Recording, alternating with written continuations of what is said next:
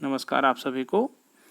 आज मैं पुनः उपस्थित हूँ आप सभी के समक्ष व्याकरण के अंतर्गत सर्वनाम और उसके भेद के बारे में आप सभी को बताने के लिए।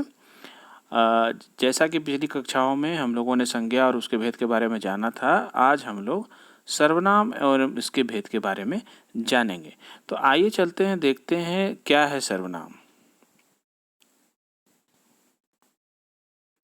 सर्वनाम संज्ञा के स्थान पर प्रयुक्त होने वाले शब्दों को सर्वनाम कहते हैं। जैसा कि आप सभी को पता है, नाम वाले शब्द को संज्ञा कहते हैं। उसी तरह हर बार जब नाम को न दोहराया जाए उसके लिए जो शब्द का प्रयोग करते हैं उसको सर्वनाम कहते हैं। सब नामों संज्ञाओं के बदले जो शब्द आए वो सर्वनाम है, यानी संज्ञा के स्थान पर प्रयुक्त होने वाले शब्दों को सर्वनाम कहते हैं। जैसे मैं, तुम, हम, वे, आप आदि शब्द सर्वनाम है। कुछ और उदाहरण देख लेते हैं। जैसे मैं, हम, मैंने, तुम, तुमको, आपको, वह, यह, इन, उनको, इससे, उसको इत्यादि, ये सारे शब्द सभी व्यक्तियों के लिए प्रयोग किए जा सकते हैं। जैसा कि नाम से ही आपको लग रहा होगा, सर्वनाम, सर्व जोड़ नाम का शाब्दिक अर्थ है सबका नाम। ये शब्द किसी व्यक्ति विशेष के द्वारा प्रयुक्त न होकर के सबके द्वारा प्रयुक्त होते हैं तथा किसी एक का नाम न होकर के सबका नाम होते हैं। मैं का प्रयोग सभी व्यक्ति अपने लिए करते हैं।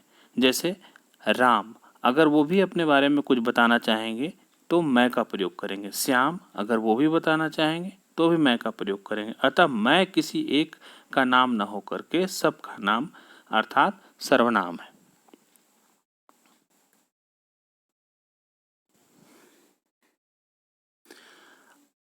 उदाहरण के रूप में उसको और अच्छी तरह से देखते हैं। यह मेरी पुस्तक है। मैं कल घूमने जाऊंगा। कल तुम कहाँ गए थे? आप कहाँ जाएंगे? यहाँ पर यह, मैं, तुम तथा आप किसी एक का नाम ना होकर के सबका नाम अर्थात सर्वनाम है। यहाँ पर आप रेखांकित शब्द को ध्यान से देखेंगे। यह, मैं, तुम, आप, ये जितने भी शब्द हैं ये सारे सर्वनाम हैं। ये किसी व्यक्ति विशेष को सूचित न करते हुए केवल उसके बारे में बता रहे हैं। अब आइए देखते हैं सर्वनाम के कितने भेद होते हैं। सर्वनाम के सामान्यतः 6 भेद होते हैं। पुरुषवाचक सर्वनाम, निश्चयवाचक सर्वनाम, अनिश्चयवाचक सर्वनाम, संबंधवाचक सर्वनाम, प्रश्नवाचक सर्वनाम तथा निजवाचक सर्वनाम।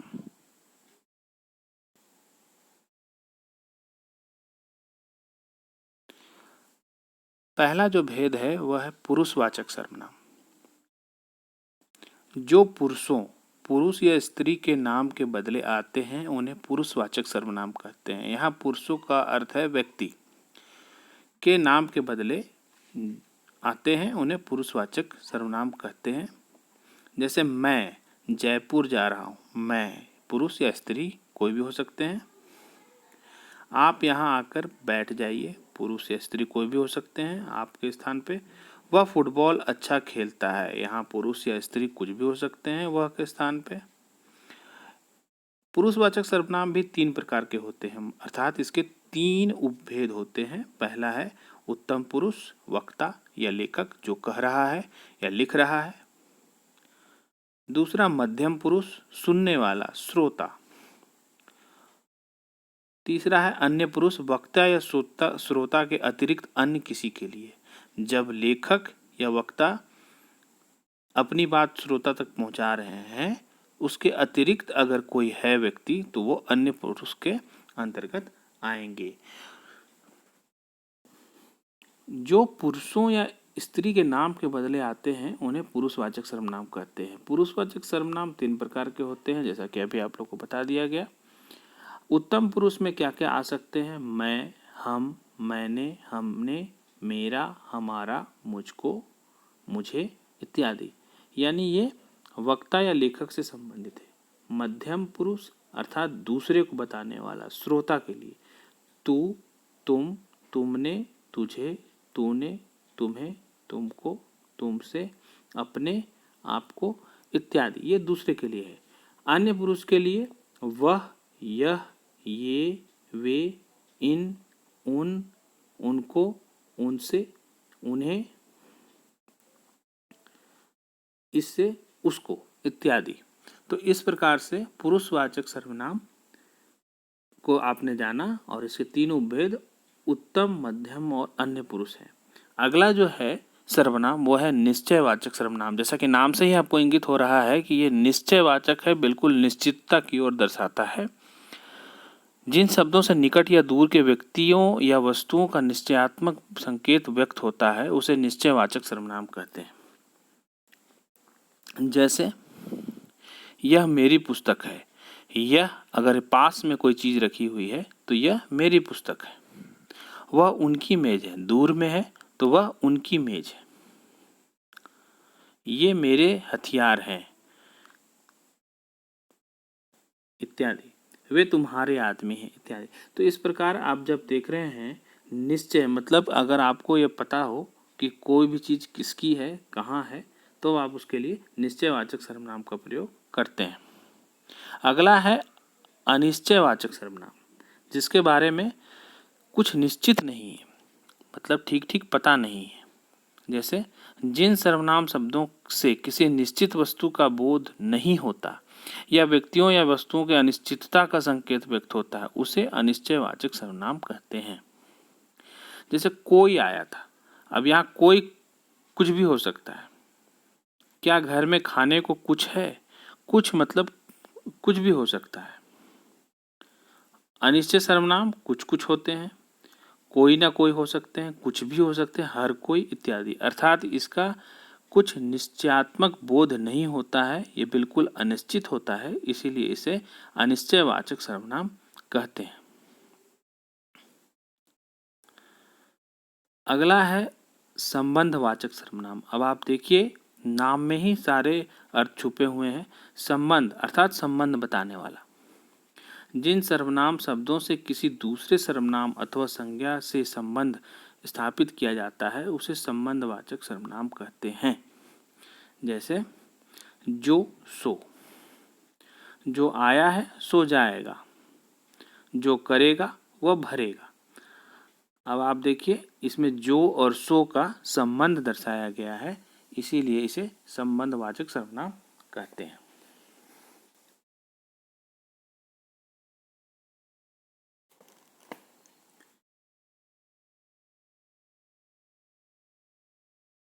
अगला है प्रश्नवाचक सर्वनाम। जी हाँ, बिल्कुल आपने सही समझा।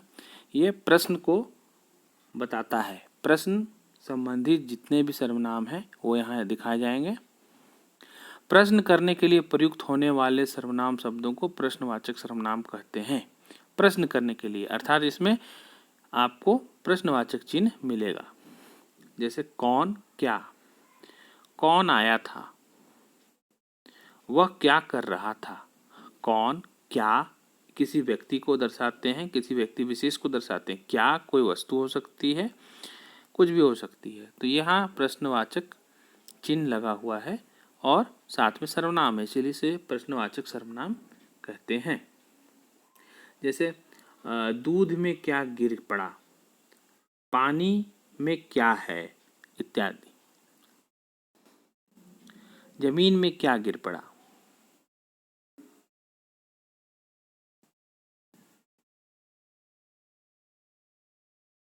अगला है निजवाचक सर्वनाम। निजवाचक सर्वनाम जो सर्वनाम तीनों पुरुषों अर्थात प्रथम, द्वितीय और तृतीय पुरुषों में निजत्व का बोध कराए उसे निजवाचक सर्वनाम कहते हैं। जैसे यह कार्य मैं आप कर लूंगा, तुम अपने आप खा लेना, वह स्वयं गाड़ी चलाती है। इन वाक्यों में प्रयुक्त आप, आपने, अपने आप और स्वयं सब निजवाचक सर्वनाम है। इस प्रकार स्पष्ट है कि आप, अपने, अपने आप, स्वतः, स्वयं, खुद आदि सब निजवाचक सर्वनाम के लिए प्रयुक्त होते हैं। जो स्वयं के लिए प्रयुक्त हों उसे निजवाचक सर्वनाम कहते हैं। जो सर्वनाम निजत्व यानी स्वयं का बोध कराए उसे निजवाचक सर्वनाम कहते हैं। जैसे स्वयं, खुद, अपने आप, स्वतः इत्यादि, ये जितने भी शब्द आप देख रहे हैं ये सभी खुद को, निज को, स्वयं का बोध कराते हैं, इसीलिए इसको निजवाचक सर्वनाम कहते हैं। उदाहरण स्वरूप, इस कार्य को मैं स्वयं कर लूंगा, तुम अपने आप खा लेना इत्यादि। अब एक झलक में सर्वनाम देख लीजिए कि सर्वनाम के कितने भेद थे और सब में क्या क्या था। जैसा कि मैंने बताया, पुरुषवाचक सर्वनाम, इसके 3 उपभेद होते हैं: उत्तम पुरुष, मध्यम पुरुष, अन्य पुरुष। उत्तम पुरुष अर्थात वक्ता, लेखक। मध्यम पुरुष अर्थात सुनने वाला, दूसरा व्यक्ति, द्वितीय पुरुष। अन्य पुरुष मतलब लेखक या श्रोता के अतिरिक्त अगर कोई व्यक्ति है या कोई चीज है तो उसे अन्य पुरुष कहा जाता है। जैसे उत्तम पुरुष मैं, हम लोग इत्यादि, खुद के लिए। मध्यम पुरुष दूसरे के लिए, तुम, आप, तुम लोग इत्यादि। अन्य पुरुष यह, वे, वह इत्यादि। अर्थात उत्तम पुरुष मध्यम पुरुष के अतिरिक्त कोई अन्य पुरुष हो तो उसे अन्य पुरुष कहते हैं। दूसरा है निश्चयवाचक सर्वनाम। निकटवर्ती के लिए यह, ये, दूरवर्ती के लिए वह, वे इत्यादि। अनिश्चयवाचक सर्वनाम प्राणिबोधक, यानी कि अगर जीव है कोई तो कोई, वस्तुबोधक तो कुछ, संबंधवाचक जो, सो। प्रश्नवाचक में 2 देखेंगे, प्राणिबोधक कौन कौन, वस्तुबोधक के लिए क्या क्या। निजवाचक के लिए जैसा कि आपको बताया कि ये खुद के लिए होता है, स्वयं के लिए होता है, इसीलिए आप, अपने, स्वयं, अपने आप, स्वतः इत्यादि का प्रयोग करेंगे। तो ये थे सर्वनाम जो कि संज्ञा के बदले आते हैं और विभिन्न स्थानों में प्रयुक्त किए जाते हैं। तो आशा करता हूँ आप लोगों को ये प्रकरण अच्छी तरह समझ में आ गया होगा। आप इसे एक बार 2 बार देखें, सुने, समझें और खुद लिखने का प्रयास करें। आप सभी का बहुत बहुत धन्यवाद। नमस्कार।